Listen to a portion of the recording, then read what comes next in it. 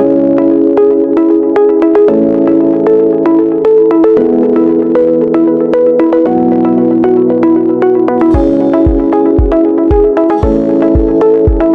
का scientific name है Rana टेग्रीना।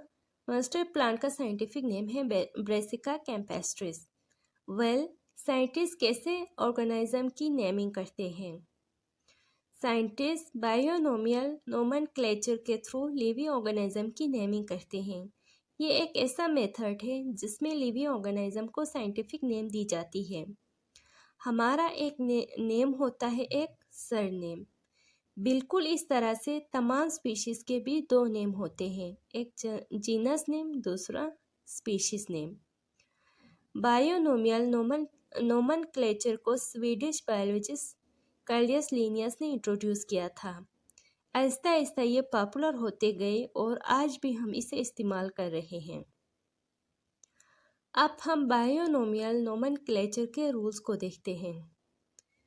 Printed form में साइंटिफिक नेम हमेशा इटालियन फॉर्म में लिखा जाता है, यानी थोड़ा सा टेढ़ा लिखा जाता है, जैसा कि आप लोगों को इस पेपर में नज़र आ रहे हैं। इसमें कुछ साइंटिफिक नेम लिखी हुई है और हैंड रिटन में इसे अंडरलाइन किया जाता है।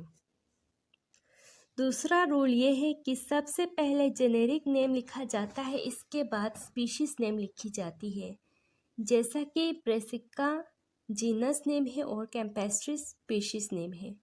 तो पहले ब्रेसिका लिखते हैं, फिर कैम्पेस्ट्रिस। कहीं पर भी आप लोगों को कैम्पेस्ट्रिस ब्रेसिका लिखा हुआ नज़र नहीं आएगा। थर्ड रूल ये है, जीनस नेम का जो फर्स्ट लेटर है वो हमेशा कैपिटल लेटर में लिखा जाता है, जैसा कि ब्रेसिका, इसका बी हमेशा कैपिटल लेटर में लिखा जाएगा। और कैम्पेस्ट्रिस ये स्पीशीज नेम है और ये स्मॉल लेटर में लिखा जाता है। जब हम किसी शख्स के बारे में बात कर रहे होते हैं तो बार बार इस शख्स का नाम लेने की बजाय हम प्रोनाउंस का इस्तेमाल करते हैं, यानी ही का इस्तेमाल करते हैं। बिल्कुल इस तरह से जब भी आप साइंटिफिक नेम लिख रहे हो तो पहली बार आपने पूरा नाम लिखना है, जैसा कि एस्चेरिया कोलाई एक बैक्टीरिया का नाम है। जब आप इस बैक्टीरिया के बारे में कोई पैराग्राफ लिख रहे हो तो पहली बार आपने एस्चेरिया कोलाई लिखना है, इसके बाद एब्रिवेटेड फॉर्म में लिखना है। ई कोलाई इसका एब्रिवेटेड फॉर्म है। याद रखना, जीनस को एब्रिवेटेड फॉर्म में लिखना है और स्पीशीज को एब्रिवेटेड फॉर्म में नहीं लिख सकते।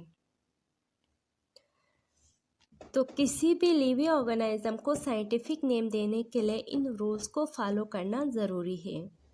Next topic is significance of binomial nomenclature. एक ही स्पीशीज़ के डिफरेंट कॉमन नेम्स होते हैं, जैसा कि अनियन का कॉमन नेम है प्याज, और पाकिस्तान के ही डिफरेंट इलाकों में इसके और भी डिफरेंट कॉमन नेम हैं। फॉर एग्ज़ाम्पल गंडा है, बेसल है, वेसल, और इनके अलावा और भी बहुत सारे कॉमन नेम है प्याज के।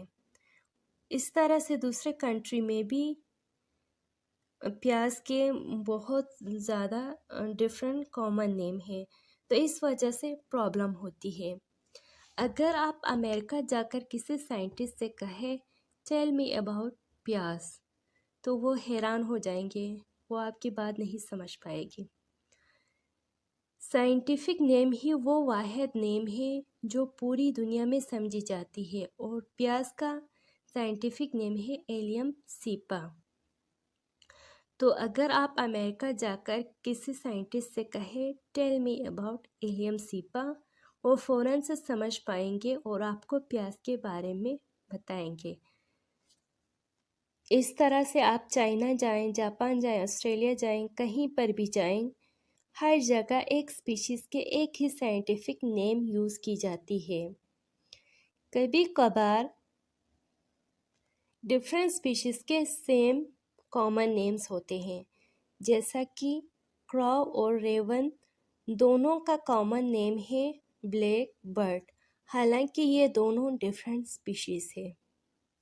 कॉमन नेम की कोई साइंटिफिक बेस नहीं होती, जैसा कि एक फिश है, इसके अंदर ये खसूसियात होनी चाहिए, इसमें रीढ़ की हड्डी होना चाहिए, फिन्स और गिल्स होना चाहिए।